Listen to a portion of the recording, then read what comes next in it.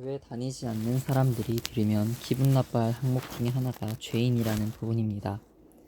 도대체 내가 도둑질을 했어, 사기를 쳤어, 무슨 나쁜 짓을 했다고 나더러 죄인이래? 라는 반문을 누구나 한 번쯤은 해보았을 것입니다.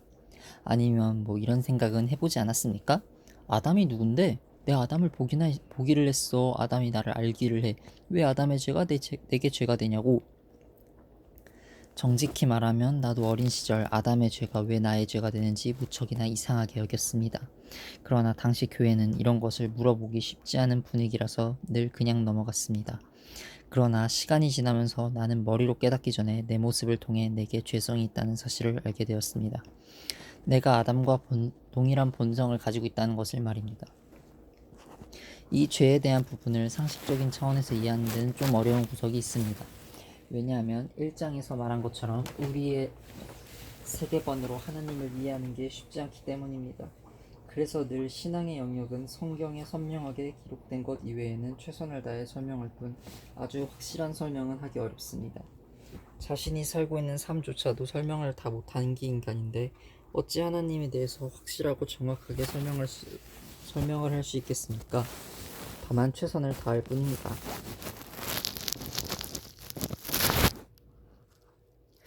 일단 죄의 영역은 기준 자체가 달라서 이해하기가 더욱 어렵습니다. 일반적으로 사람들은 죄인이라고 할 때 사람 대 사람 혹은 내가 살고 있는 상식선에서의 죄를 생각합니다. 그러나 성경이 말하는 죄는 근본적으로 그 기준이 다릅니다. 먼저 상식선에서 설명해 보겠습니다. 고구려 시대의 죄의 기준과 조선 시대의 죄의 기준, 현대의 죄의 기준이 같습니까? 당연히 다릅니다. 옛날에는 낯선 남녀가 옆자리에만 앉아도 있을 수 없는 회개한 일이었습니다. 또 여자가 출산을 못해도 죄였고 일부 다처제 안에서 부인이 남편을 투기해도 죄였습니다. 그런데 지금은 어떻습니까? 일부 다처면 감옥에 갑니다. 아니 그 전에 부인에게 맞아 죽을 수도 있습니다. 시간에 따라 죄의 기준이 왔다 갔다 하는 것입니다. 다음 동시대를 보겠습니다. 미국과 한국을 비교해 봅시다. 미국은 간통죄가 없습니다. 그러나 한국은 아직까지는 간통죄가 존재합니다. 심지어 중동 지역에서는 일부 다처제를 여전히 미덕으로 생각하기까지 합니다. 이처럼 같은 시대임에도 불구하고 지역에 따라 죄의 기준이 이렇게 다릅니다. 마지막으로 개개인의 죄에 대한 인식을 살펴보면 어떤 사람은 새치기를 죄라고 생각하지만 어떤 사람은 센스라고 생각합니다. 또 어떤 사람은 모피 코트를 입는 것을 죄라고 생각하지만 어떤 이는 패션이라고 생각합니다. 동일한 공간, 동일한 시대에 살아도 사람마다 또 다른 죄의 기준을 가지고 있는 것입니다. 그렇다면 우리가 죄인이 아니라고 할 때 그 기준은 어디에 두고 하는 말일까요? 한국에서는 죄인데 미국에서는 죄가 아닐 수도 있고 오늘날에는 선한 사람이지만 조선시대였으면 죄인일 수도 있는데 말입니다. 도무지 어디에 기준을 맞춰야 객관적이고 공정하게 죄인이고 아니고를 판단할 수 있을지 모르겠습니다. 결국 인간의 손에 쥐어진 죄의 기준은 절대적 기준이 아닙니다. 시간과 공간 속에서 존재하는 모든 기준은 다 자기 나름대로의 가변적인 기준이라고밖에 할 수 없습니다.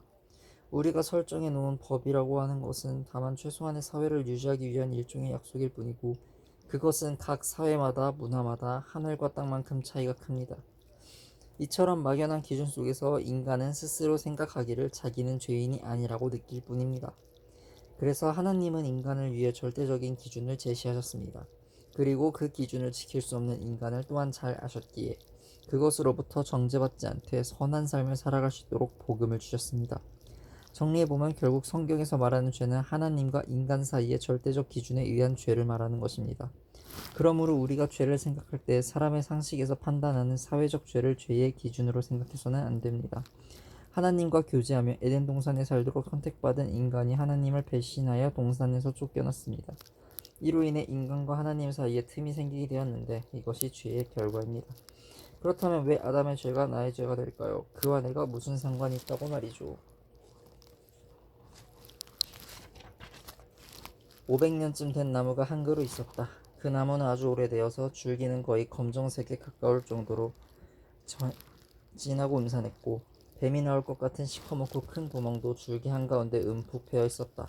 또한 엄청난 두께의 나무 줄기는 거칠고 흉측해 보이기까지 했다. 그러나 수많은 세월을 지나며 매번 봄을 맞을 때마다 죽은 것 같은 그 나무에서는 순한 새잎이 다시 돋아나곤 했다. 오랜 겨울이 지나고 새 봄이 되었다. 연의 해와 같이 가지 끝에서는 연하디 연한 새잎이 돋아나오고 있었다. 연한 초록빛을 띠는 새잎은 무척이나 순수하고 아름답고 여려 보였다. 어떤 세월도 느껴지지 않는 듯.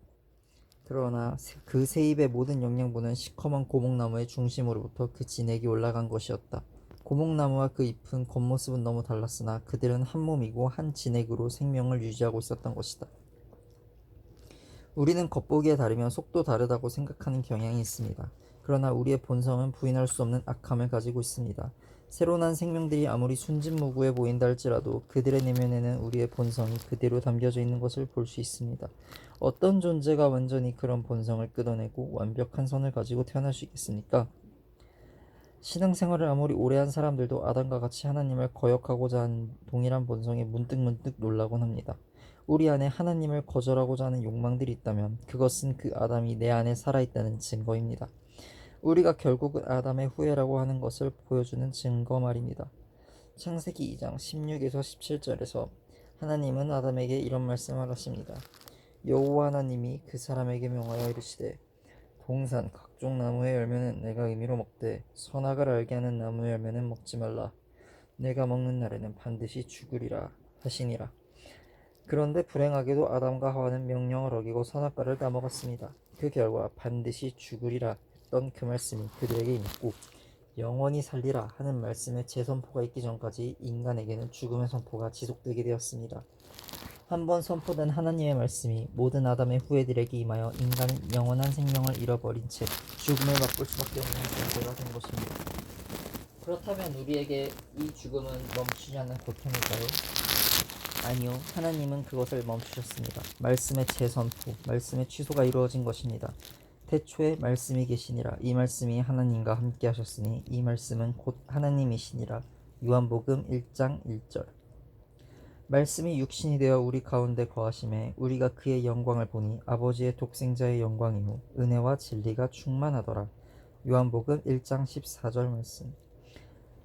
태초에 계셨던 말씀인 예수 그리스도는 육신이 되어 우리 가운데 오셨고 십자가에서 죽으심으로 우리의 죄를 대신해 죽으셨습니다. 그래서 그 사실을 믿는 자는 영원한 생명을 얻게 되는 것입니다.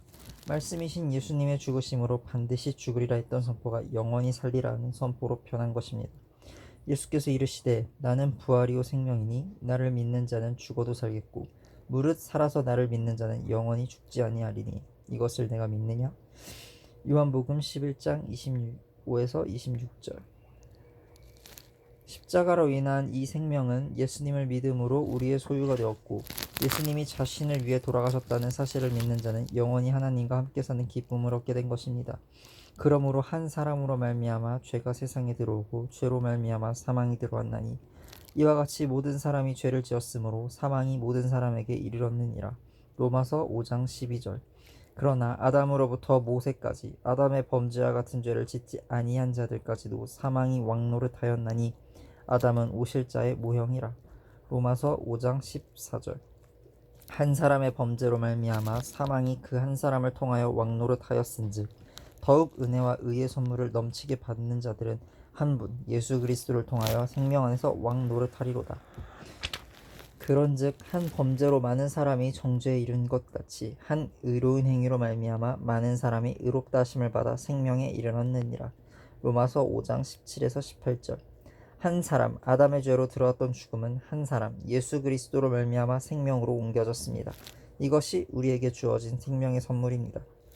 이 말씀의 재선포, 즉 구원의 역사는 우리의 믿음으로 효력을 발휘하게 됩니다. 다만 내가 그것을 받아들이느냐 그렇지 않느냐에 따라 죽음과 생명의 갈림길이 결정되는 것입니다. 한 아이가 엄마 몰래 슈퍼마켓에서 과자를 훔쳐먹기 시작했다. 꼬리가 길면 잡힌다고. 얼마 지나지 않아 주인 아저씨가 이를 눈치챘다. 돈이 자꾸 모자라서 눈여겨보던 중에 이 아이가 물건을 훔치는 것을 본 것이다. 주인 아저씨는 마침 물건을 훔친 아이를 붙잡아 경찰서에 넘기려 했다. 당장의 부모를 부르고 아이를 넘기려는 주인 아저씨에게 이 아이의 엄마는 한 번만 봐줄 것을 신신당부했다. 그리고 엄마는 아이가 훔쳐먹은 대략의 과자값 5만원의 10배가 되는 50만원을 지불하기로 주인 아저씨와 약속을 했다. 이제 이 아이는 당당하게 슈퍼마켓을 드나들 수 있게 되었다. 그리고 더 이상 경찰서에 갈 일도 없어졌다. 그런데 이상한 것은 이 아이가 계속 주인 아저씨를 피해 도망다닌다는 것이었다. 이유인즉 이 아이는 엄마가 주인 아저씨에게 돈을 지불했다는 사실을 전혀 믿으려 하지 않았기 때문이었다. 이미 지불된 대가는 과거형입니다. 이제 주어진 것은 믿고 자유로워지거나 아니면 믿기를 거부하고 믿기 전에 두려움 속에 살거나 둘 중 하나의 선택입니다. 기억하십시오. 죽음의 대가는 이미 지불되었습니다. 우리도 이 두 가지 중 하나를 반드시 선택해야만 합니다. 간직하기.